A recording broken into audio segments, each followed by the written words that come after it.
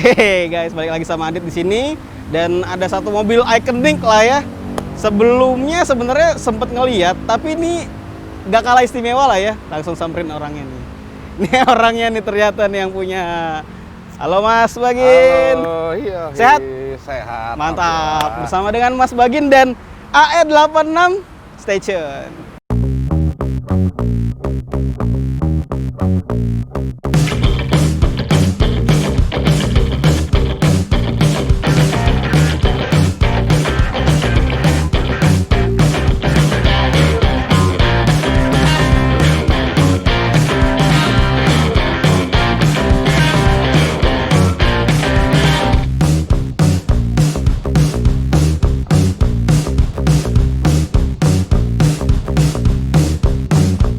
Nah, langsung nih ada si kuning di sini nih. Ini apa ya, kalau buat gue pribadi temen-temen, ini gue suka banget sih mobil ini.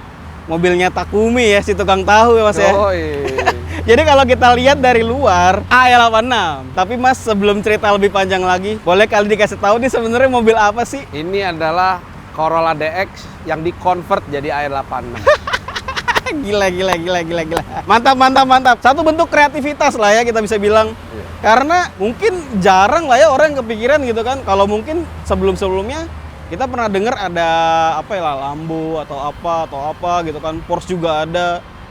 Di Semarang waktu itu saya pernah lihat tuh Mas. Adalah beberapa. Nah, kalau Mas Bagin sendiri, inspirasinya apa ngebikin DX jadi AE86? Iya, memang seperti yang si Mas sebutin, saya kan ngelihat ya, ada Lambo, replika gitu ya. Saya pikir ya berarti AE86 pun bisa dibikin. Harusnya bisa gitu kan. Dan akhirnya saya wujudin. Terjadilah kayak gini ya sekarang. Ini keren banget sih teman-teman, gila totalitasnya.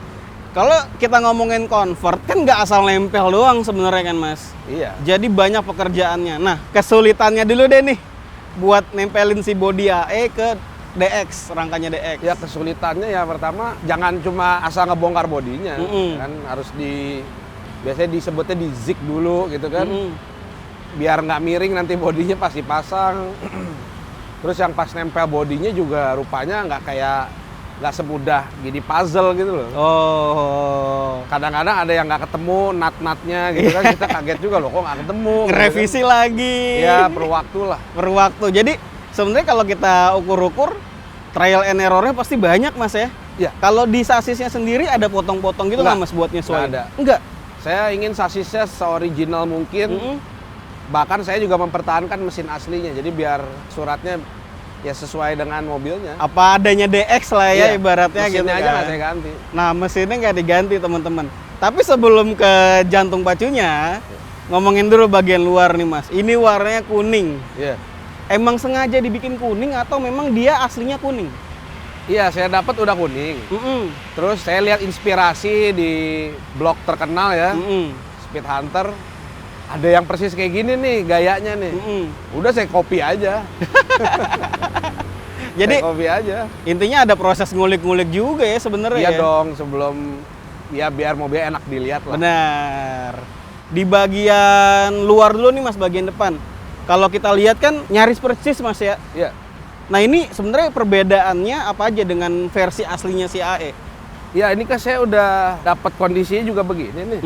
Kalau lihat lebih detail, kalau versi Jepang ini, bempernya nyatu sampai ke sini nih. Oh, sampai ke fender situ ya? Iya. Nah ini nih USDM version bukan, JDM juga bukan. Ini gado-gado, cuma kalau Gado-gado. ininya sih dari versi Jepang ini. Versi Jepang. Jadi bagian sampingnya nih gado-gado. Gado-gado. Depannya asli gitu. Bemper belakang Corolla GL. Gila. Nyampur banget. Jadi sebenarnya kalau kita ngomongin body ya gado-gado lah ya. Sebagian gado-gado, sebagian memang dari AE-nya. Ada yang dari AE-nya asli gitu kan si bodinya. Jadi emang benernya aslinya nih memang body AE Mas ya, bukan dibikin jadi AE gitu kan. Bukan. Kan ada yang orang getok jadi AE. Enggak. Kalau ini emang body asli AE. Body ya? AE-nya. Yang direkondisi lah ibaratnya. Makanya convert aja nyebut. Oke, siap. Langsung ke mesinnya aja kali teman-teman kita lihat. Boleh dong Mas dibuka ke mesinnya? Oke.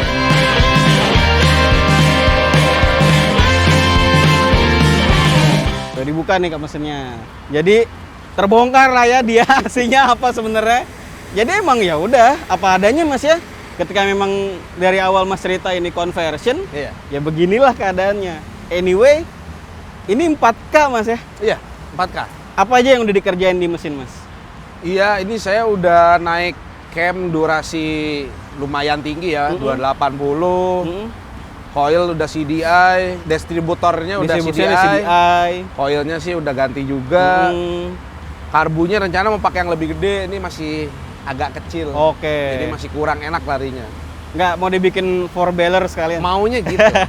Rencananya gitu.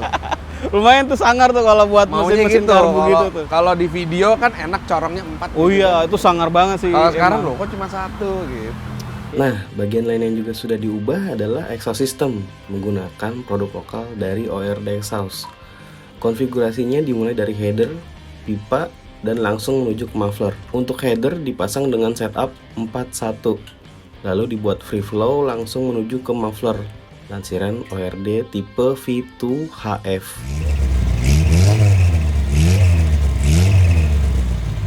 Tapi sebenarnya nggak begitu banyak kalau kita ngomongin mesin, karena memang ini aslinya DX gitu kan. Nah, kita tutup lagi kali Mas ya mesinnya.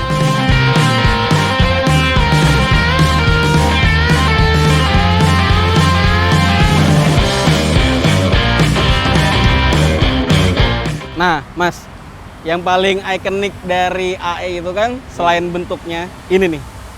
Dia bisa gini nggak? Berfungsi Bisa normal dong. nggak? Boleh dikasih lihat nggak sih, Mas? Bisa, boleh. Boleh dong kasih lihat dong, Mas. Oke.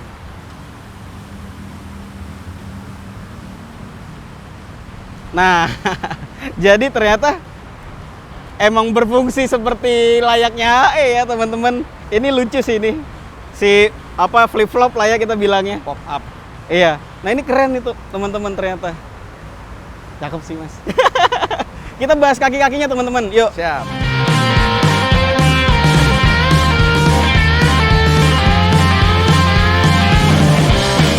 Nah, udah di samping teman-teman, gue pengen bahas kaki-kaki, tapi satu hal sih sebenarnya Mas yang gue Iya. penasaran juga, bagian arem-arem kayak gitu di kaki-kaki, ada perubahan nggak sih untuk nyesuaiin dengan body si DX ini? Ya kalau armnya sih enggak, ini masih pakai DX-nya. Berarti kaki-kaki full masih DX ya, ke Ada bawah saya ya? custom sedikit biar sudut roda bisa lebih gitu loh. Oke, oke. Ya, terus kalau kayak shockbreaker sih custom ya. Custom. Custom coil over. Custom coilover Yang jatuhnya. depan. Ya. Oh, yang depan, yang belakang Yang belakang biasa. biasa aja Cuma ya. ganti yang batang lebih gede aja. Oke. Intinya biar lebih kuat lah ya. Biar lebih sebenarnya. rigid aja. Biar lebih rigid, Iya. teman-teman. Karena sebenarnya juga di dalam, nanti kita bahas lah ya. Gue nggak mau ngomongin di sini. Ada sesuatu juga. Tapi kesini dulu fokus nih. Iya. Peleknya pakai apa nih? Gagah Equip juga. 01. Oke, ukurannya? Yang 15. Lebarnya inget nggak? Lebarnya sih kisaran 8 sama 9 ya. Yang depan 8, Belakang 9. Oke, siap. Nah, satu lagi. Offsetnya hafal nggak? Enggak. Tapi gue Pokoknya masuk. masuk ganteng gitu kan Iya. fitmentnya. Nah teman-teman, ini yang gua cukup sering ketemu ya Mas, ban-ban yang bentuknya kayak donat gitu ya, narik-nariknya ya. Iya, karena Ini kan ciri khasnya nih Mas ya. karena bannya kurang lebar jadi ngedonat kan. Jadi ini sebenarnya kalau ban pakai ukuran berapa Mas? Ingat nggak? Ya ini sih kalau Kita saya intip lihat aja ya nih. kita intip 185 185 teman-teman. 185 55. Yang belakang kayak 195 deh. 195 ya. Oke, siap. Kayaknya. Ini fitmentnya ya so far so good lah ya Mas ya. Jadi bikin di Bandung Mas ya? Enggak, bikinnya sih ini aslinya dari Surabaya. Dari Surabaya.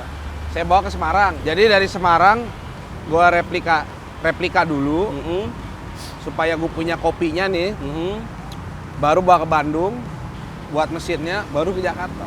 Oke, dan denger-dengar terakhir dari Bandung dibawa nyetir. Iya. Gua nyetir. Selamat sampai sini teman-teman. Selamat. Dan emang sebenarnya tadi pas jalan ke sini juga sehat. Geser sesuatu ke dalam juga, tapi kayaknya kita nggak perlu masuk ke dalam teman-teman. Gue pengen kasih tahu aja ke kalian, di dalamnya udah banyak juga yang diganti ya Mas ya. Iya. Ya kita ngomongin jok gitu-gitu kan, setir. Iya. Ada roll bar juga Ada gitu roll banyak. cage-nya. Ada roll cage gitu. Dua pertanyaan terakhir Iya. dari gue Mas. Tadi kan udah dijawab juga sebenarnya dashboard. Nah, ini next projectnya selain dashboard ada lagi nggak sih? Saya rasa itu aja sih paling ngebedain kaki-kaki. Ngebenahin kaki-kaki. Pengen sebenarnya ini nantinya mau dibawa kemana sih mobil? Daily drift ya. Oh, Daily drift. Daily Sementara ini drift. gardan udah las. Mungkin Angle kit juga udah. angle kit ya sementara lah. Nanti mau dilebarin lagi nih Mau depannya. dilebarin lagi. Biar ngangkang gitu.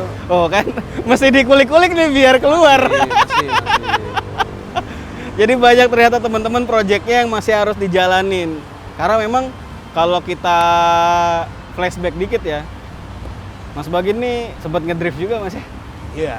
Nah Mas, terakhir dari gue Mas, Iya. untuk ngebangun mobil konversi dari DX ke AE86 ini, pertama total waktu yang dibutuhkan berapa lama?